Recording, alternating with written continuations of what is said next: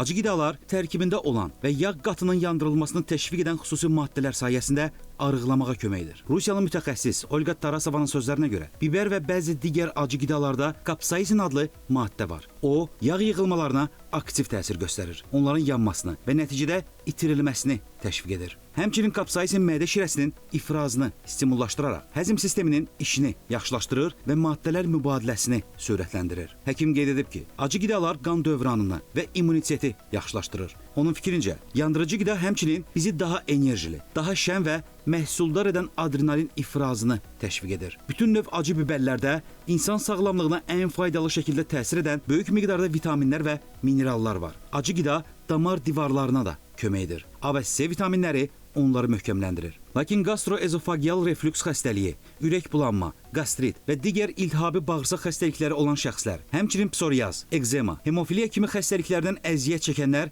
acı qidaları istehlak etməməlidirlər.